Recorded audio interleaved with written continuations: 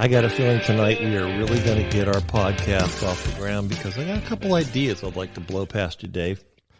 Are we active live now? We're hot. Are we hot? Should we do a? I'm hearing seems like it's very tinny echo. A tinny echo.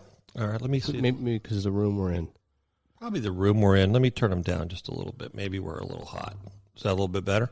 Or just maybe back away from the mic a little bit? No, that's actually better. And then, again, that's another quality that I can, with the program, that we can play with some of that sound. So, all right, let's get a couple things out of the way. We're firing it up tonight, and this is really going to be the beginning of podcast season.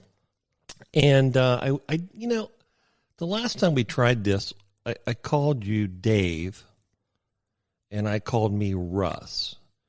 Now, and we're two docs on a boat. I want to get a little housekeeping out of the way for anyone that actually is listening. If you want to get more of what's happening right now for yourselves, for your personal inventory, you go on the web to twodocksonaboat.com. That's the number 2, docksonaboat.com.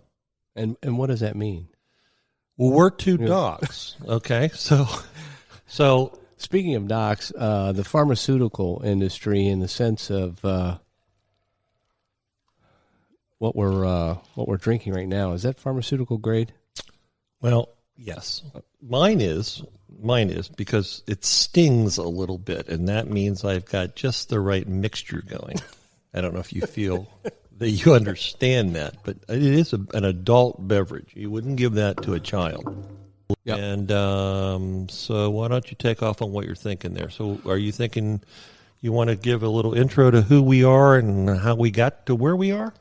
I guess a little background on each one of us. I'm my area of medicine currently is occupational environmental medicine. Board certified in family medicine in medical school residency. Obviously, after that, I did some emergency medicine work, a lot of strange, goofy stuff in the emergency medicine world. I think down the road we'll have one of our guest speakers, who happens to be my cousin, a guest, talk about emergency medicine cases. And it's oppressive what people put in their body. But in any event, that's a great show. I got to be careful what you do with that, and that's kind of my background. Rusty, your background, anesthesia. Yeah, I didn't, like we talked about in the show. Or about to talk about in the show. I didn't have any kind of traction in that whole primary care area. I got kind of lost in that talking. You got smart. You went down the right path. Not so much the smart part as much as the people. I didn't.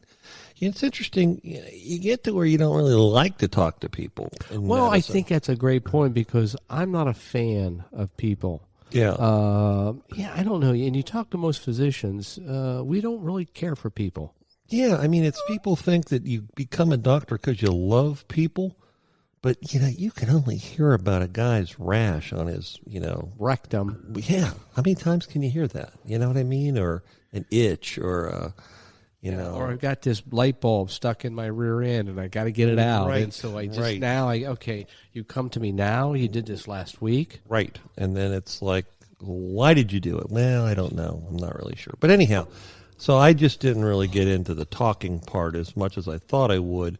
I kind of like the technical part of it. I'm what is that? The left brain. I went hard left brain into medicine, and I liked the science of it. So it was like a human laboratory. Like the people were like the rats, and so you could do like experiments on them, but it was legal. What is it? Jim Gaffigan talks about that. Why does the guy go into anesthesia? Because he likes to put people on drugs? Yeah, I mean, there's some truth in that. I get it. I enjoy watching him get kind of buzzed out and telling me how cool it was. And my understanding really is cool, man. It's not the difficulty in the specialty of medicine for anesthesia is not so much putting them down. Everybody can put you down. Bring you back. Everybody can put you down. It's just bringing you back. That's where the big money's at.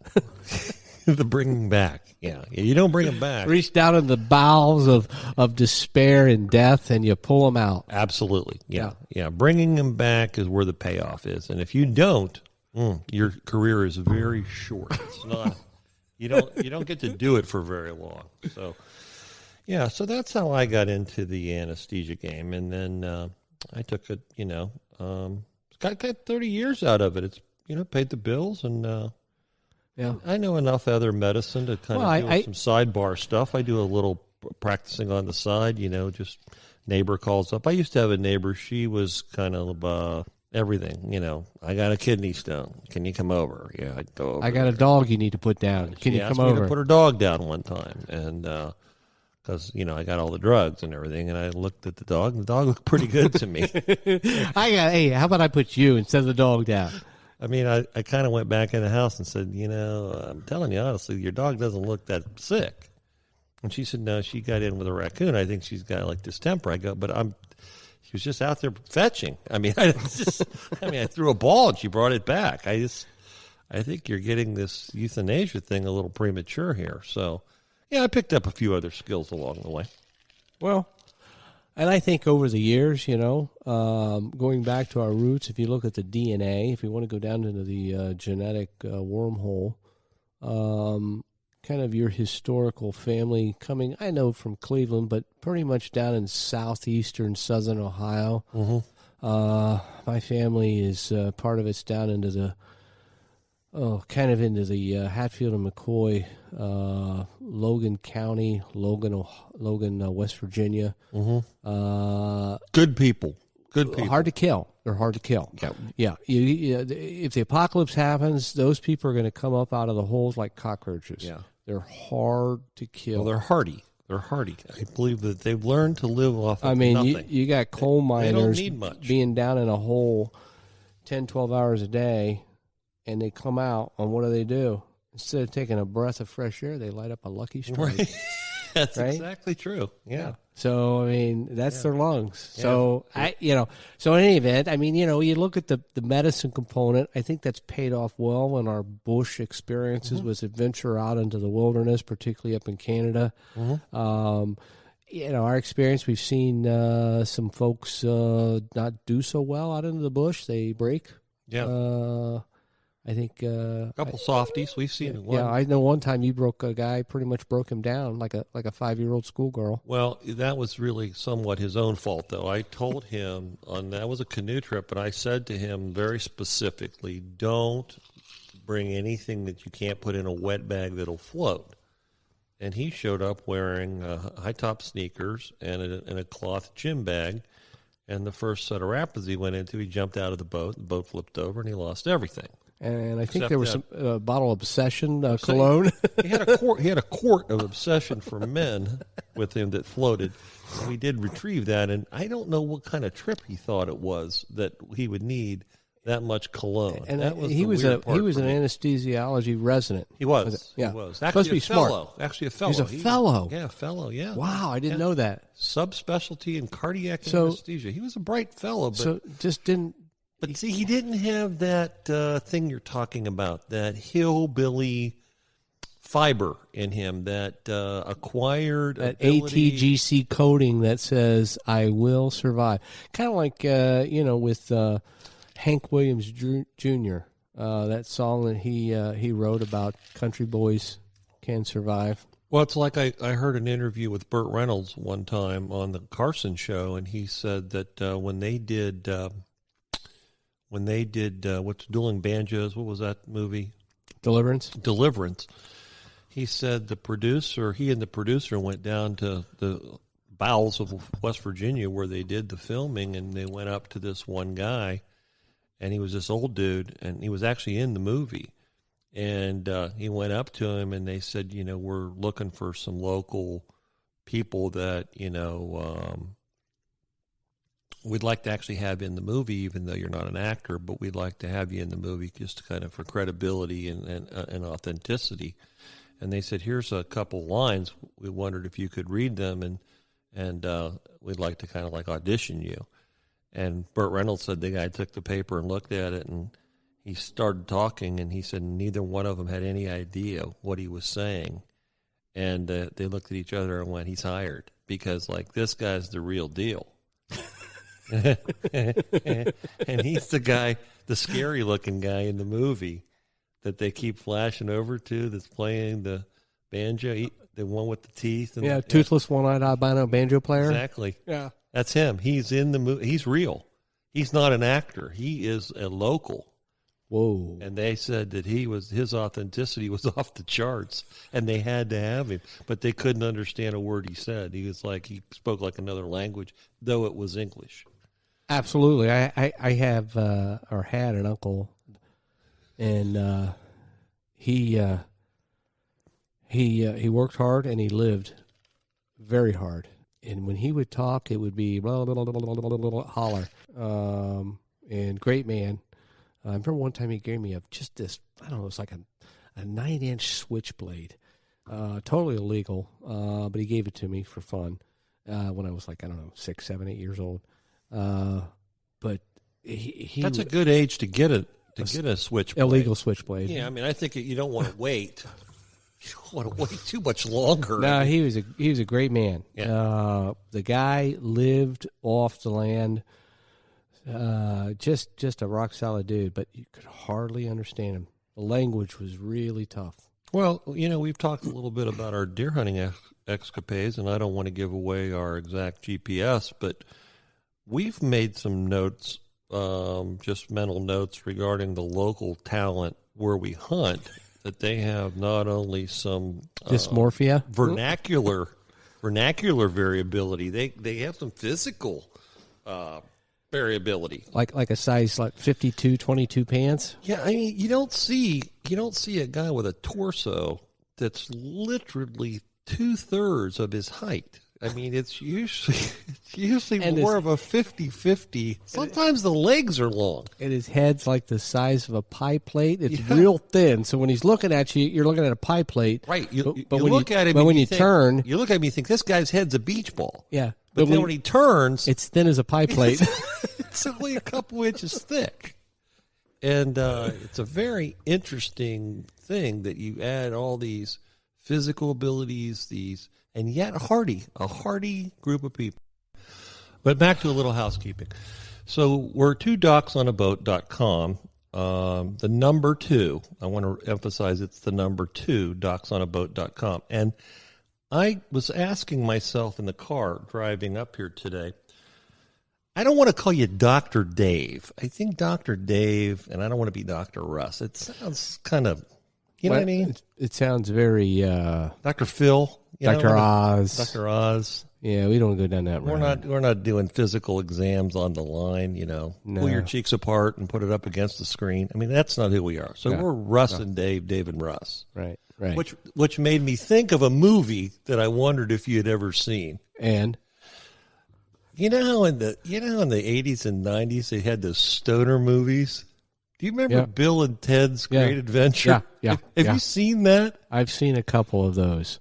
I pulled that up a couple nights ago and started watching it. Did you know Keanu Reeves is in that? Right.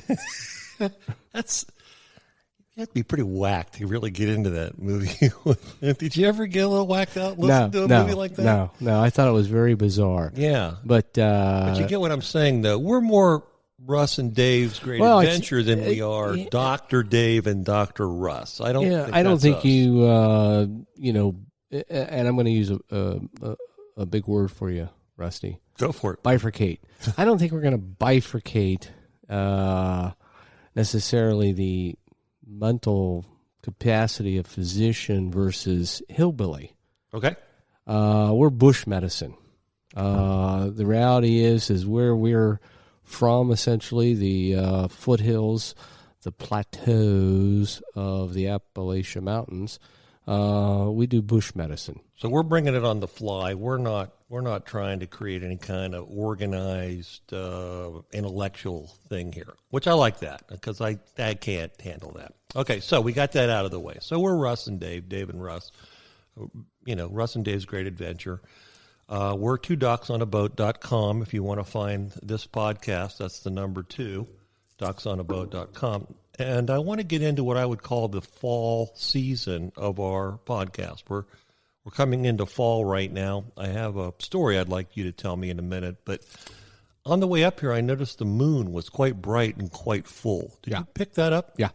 Lunar eclipse. What I want to know is, because I know you know these things and I don't know them, what's going on there? What is with the colors, the size? Blood moon?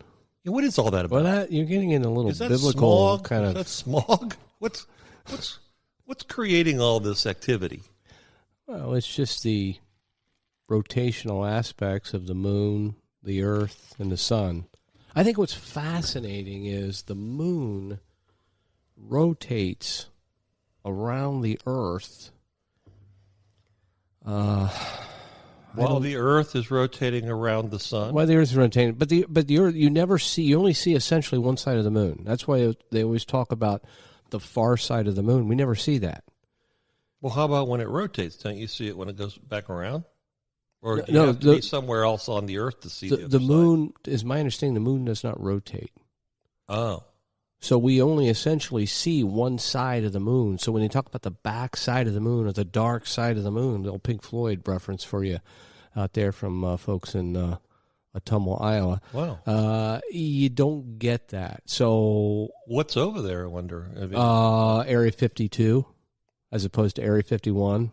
I don't even know it. I mean, so like the space guys probably saw it. Yeah, there's a whole. But it's probably so there's dark a whole they colony. Can't see it's probably like a penal colony. I mean, but wouldn't it be so dark you couldn't see anything if it was there? No, that's why they call it the Pink Floyd. Yeah, but why did Pink Floyd pick the dark side of the moon? Because it's the unknown? Because it's the unknown. Because there's a penal colony over there. And by the word penal, I think I know what you mean, but I'm going to pass. All right. So, anyhow. I think we beat that up pretty good. Anywho, it is fall. It is, there's a great moon out there that has some composition that I don't completely understand. And that brought me back to deer hunting. And so, we decided that the show is going to be about many things. Some of our life in medicine, some of our life fishing, and some of our life in hunting. And this time of year really makes me think about our deer hunting extravaganzas, because we're getting close, right? It's the first Monday after Thanksgiving. Is it Monday, or did they move it up to Sunday? Nope, first Monday after Thanksgiving every year in Ohio. You can shoot a gun. You can deer season with gun. And it's a bow season currently. Through Saturday or Sunday or what? They've changed the days over the years. It's usually a week, but it could be more. It could be 7, 8, 10 days. I don't know. Well, when I met you back some 30 years ago, and you kind of invited me on one of the first deer hunting adventures with your hillbilly family, I remember we ended up on a place you guys called the High Ridge. Yeah. What is exactly the High Ridge? High Ridge is down in southern Ohio. Typically, it was an area where there was a lot of just deep crevasses, gorges. You're getting a lot of I hear that. Yeah, responses. I'll get rid of that. Yeah. Okay, go ahead. And one of the fingers or the edges of this kind of this ridge was the highest point in the area, and it was called the High Ridge. And we used to go out there and hunt and camp and pitch a tent, build a fire, kind of bush camp, bush hunt. Never really into the 4 or 5 star kind of glamour hunting. Can you have a 5-star deer hunting experience? I don't believe so. I mean, I've done some pretty bush deer hunting, pretty bizarre. But that's a different rabbit hole. 5-star deer hunting opportunity. No, this was more like 1 half-star. Hey, go out on the ridge, pitch a tent, and build a fire, camp, wake up in the morning, 5 o'clock in the cold, and then head out down the ridge and get a spot to make a stand and hunt the deer. There you go. So, as I recall, on one of these early expeditions, you invited me, and I didn't have history with you guys and all of your experiences, and so I came slightly ill-prepared equipment-wise. And one of the themes of our experience over the years has been what I would call my lack of preparedness in equipment with regard to these various and sundry outdoor experiences we had. Do you remember that night when we made camp and how cold it was? Well, it was pretty chilly. I don't think there was any snow on the ground, but I mean, it was cold enough to produce a pretty good frost. And like what would you say? 20? I would say you're pretty much of a pilgrim when it came to hunting, and yeah, it's cold. So we pitch a tent, simple tent, nice tent. Throw our bedroll out, get in our bag. Typically, we used kind of our go-to was a U.S. grade Army type sleeping bag, kind when of a mummy bag. When you say we, that was you and the family. That was my cousin Apocalypse Paul, okay, and Kevin, and a few other. Right, I didn't get relatives. the memo. No, you got the memo from Walt Disney, which is bring your Little Mermaid bag, and that kind of came up to your nipples, I think, exactly. And it just barely came up to your chest, and you pretty much froze the whole night, which was a shame. It was basically. You remember that movie with Bill and Ted's Great Adventure? No. It was Anthony Hopkins and The Edge. The Edge With the bear, and Alec he's Baldwin. Yeah, dying of shame. Yeah, I had. And we've taught we have two boys, and they're adults now, grown men. And as they were growing up, and we would take them on these adventures, we taught them what not to die of shame. Shame. Yeah. We didn't care if they survived. We didn't care about if they caught it, shot it, brought it. But don't die of shame out there. Don't embarrass yourself. Well, that's what happened that night. Yeah. Because as I recall, he had a beautiful heater for the first part of the evening during the early phase of the evening. Yeah, it was nice and warm in there. It was toasty. Just a small one of your toasty. simple Coleman heaters. And then I guess it was the routine not to leave it on. And you shut that down, and you woke up with your head stuck to the side of the tent. It was pretty well frozen. Yeah. And that's when I made a decision. You got to start buying some equipment if you're going to roll with these characters, because otherwise it's pretty chilly. It's pretty chilly. And then there were varieties sleeping adventures that we've had. That being one of them. How about the time we went down to your brother's cabin and tried to go to sleep? A little funky there too. Yeah, that was weird. Interesting. He had a cabin, kind of. It was on a lake down there, and it was kind of way out in the bush. And he had this cabin built. And he bought it, and it was just bare. There were some cracks in the walls you could see through, so the critters could kind of get in and out. And what do you think he had wrapped up in that building, that cabin? I mean, that wasn't what you'd call pure construction grade. That was a couple of hillbillies came in there and just kind of threw up a frame. I think he paid like $5,000 for 5 acres in that cabin. No, that was nice. I mean, in all, it's not too bad. No, but when we camp out and we put cots in there and kind of hung out there, we wake up in the morning and there's like scorpions and there was some bad bugs in there, and that couch. Did you guys find that couch along the side of the road? I think we did. Yeah, I think we did. And you, of course, slept in it. And had a pretty nice colony of mice living in it. It's like a built-in. But that wasn't there when we went down with a few of the other guys, Brad and Mike, and yeah. And that's when Brad wasn't happy with his sleeping arrangements. He put his cot in the center of the room. Yeah, woke up every 15 minutes with a flashlight looking around for the scorpions. For something that was moving. It's bizarre. Yeah. And then poor Mike, he was tucked away up in one of the bunk beds, and he woke up the next morning and he looked like he got into a smallpox vaccine situation where somebody had kind of sprayed him with some kind of a disease. He was pretty well covered in red dots. Yeah, he didn't have a clue. He didn't look good either. He had the pox. Yeah, he was ate up. It was pretty nasty.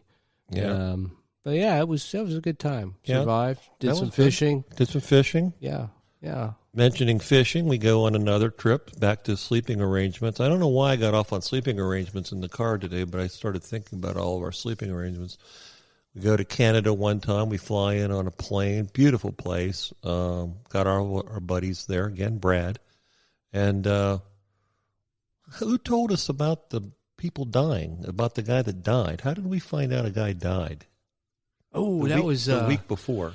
Yeah, that was Up at Dearden Lake. How did we know a guy died? Well, because the guys that when they flew us in, the guys getting on the plane, they said the plane, the boat plane, the crew before, they had 4 old dudes that came in there, and and one of them had a heart attack and died. And the thing about this boat service, plane boat service, is they'd only fly in once a week.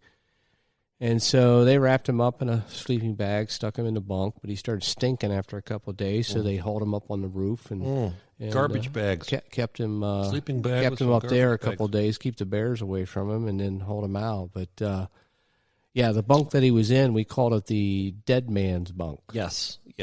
And did he know that right off, or did we tell him that after the fact? Who, Brad? Yeah. I don't think we knew that right off, but we kind of just theorized that it was the dead man's bunk. I don't think he would have slept there if he would have known the aura of the dead man and any excrement that may have come out of him during. Now there was some bad juju in that place. Yes, it was. I walked out of there with a fungus on my face, and when I grew my beard, it was like white, all white right there, and it was there for about years. 2 months. No, it was about 2 months. Was it 2 months? Yeah, about 2-3 months. Seemed like it was an odd grayness. Yeah, it was a bad fungus. I mean, there was some funky stuff in that place. Did you have to use an actual antifungal cream to end that, or was it? Did it? No, I put some pharmaceutical grade. That didn't just go away on its own. No, terbinazole. How'd you know it was fungus? I don't know. It just looked fungus. I mean, dermatology. Come on. The dermatologists, they don't have a clue what's going on. Dermatologists, they either slap corticosteroids on it or slap antifungal cream on it. And then if it's still around, let's get a biopsy.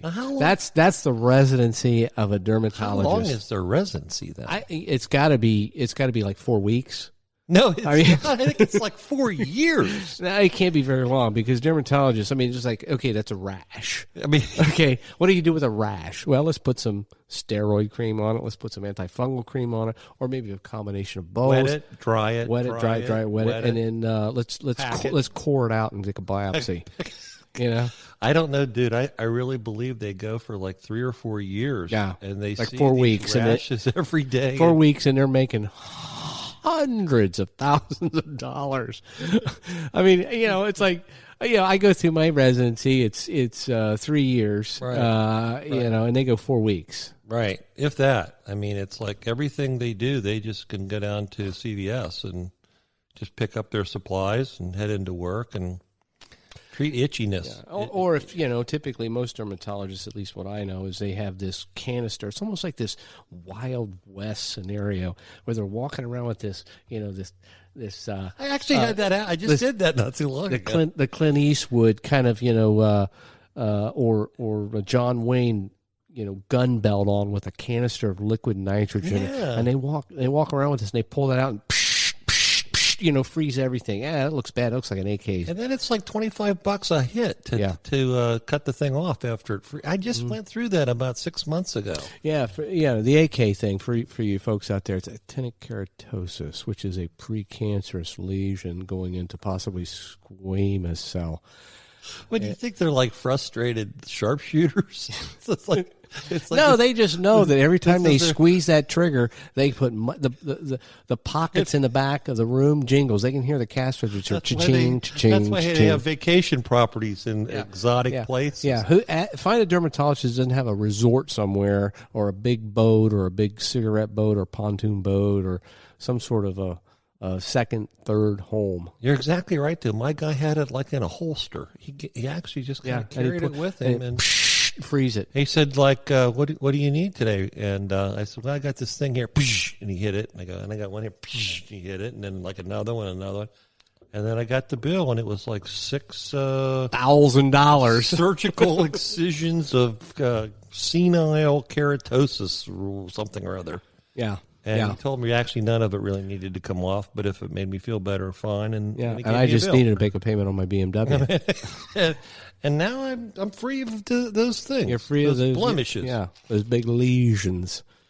Dermatology. Yeah, and they're so busy, right? I mean, you can't get into them. Wait, I don't get that either. It takes 3 to 6 months to get in to see somebody to look at this mole on your back that you could probably pay 25 cents to go downtown and have a rat show it off and get the same success. Right, yeah. You ask them, is any of this cancer? No. Well, then why am I here? Yeah. We're going to take that off. We're going to freeze it or we're going to cut it off. Yeah. Okay. Very good. So dermatology. All right. Yeah, that's the thing to go to. Do not do any of the primary. Go into dermatology. Yeah, you don't want to get into that primary care thing. You know what happened to me with primary care? I think I've told you that story. I don't know if you remember it or not, but I wasn't what you would call fascinated with primary care when I was in medical school, and I end up with this very nice husband and wife team that have a place. And I'd already gotten my residency in anesthesiology, and I was on the phone most of the time, kind of setting up, getting a car, and finding a house for me and the family and everything. And I really wasn't seeing the patients very much. I wasn't really into it. And at lunchtime, the guy came over to me and said, "You don't need to come back after lunch." Have I ever told you this? No. Yeah. Did he fire you? Yeah, fired me right there. And he said, What did you do? He said, no, you did. He walked up to me and he said, so after lunch, just don't come back. And I went, for today? And he went, no, forever. And it was like, I had like 4 weeks left to finish medical school. What did you do? I went home and I walk in and there's Melinda with the kids. And what are you doing home? Why are you at home? And I said, I think I just got fired from my rotation in family practice. And she went, what do you mean? And I go, yeah. She goes, well, what's going to happen? I go, I don't know, but if I don't figure it out, I don't think I'm going to graduate. And so to say the least, she wasn't very happy with me. And I sat down and wrote a long letter of apology. And it was heartfelt. And I sent it to them, and they didn't respond. Really? Nothing. I didn't know anything about this. Oh, no response whatsoever. Did you find out why? Did you ever find out why? Yeah. They said I was told the director of the program, I was completely disinterested in what they were teaching. I never... Well, sure you are. Everybody's disinterested in family medicine. Nobody wants to go into family medicine. I mean, what do you got? Bunions, warts, hemorrhoids, you got hypertension, diabetes, COPD. These old people kept coming in, sitting down, and showing them all these blemishes and getting these blood pressure pills. And after like 2 of them, I'm like, I get it. I'm done. I don't need to do it all day. And that's what they do all day. So I called the director of the program, and I said, I think I got fired today. And I said, so I wrote a letter of apology. What should I do? And the secretary said, well, let's wait a couple weeks and see what happens. And I'm like, a couple weeks? I mean, I'm supposed to graduate, And she called me one day, and she said, yeah, they sent your evaluation, and it said passing, like with reservation, complete lack of interest. Yeah. Okay. What's your point? Complete lack of contribution to the cases. No effort applied whatsoever to the rotation, but knowledge base is there, so we would give a pass with a reservation, and that's how I finished medical school.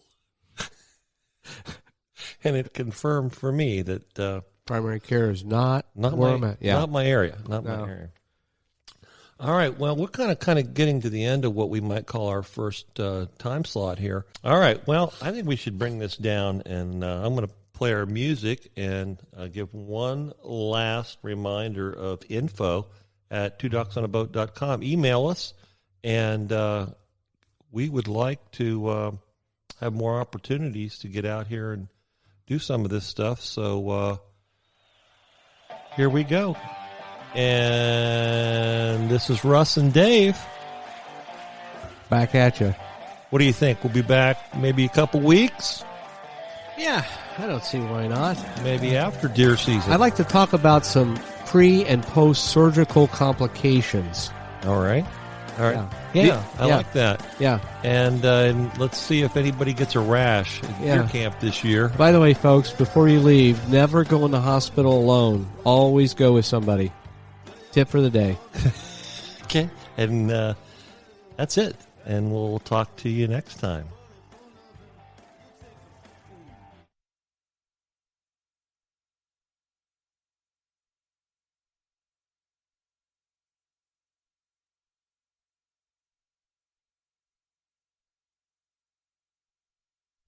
And so we're going to keep recording here.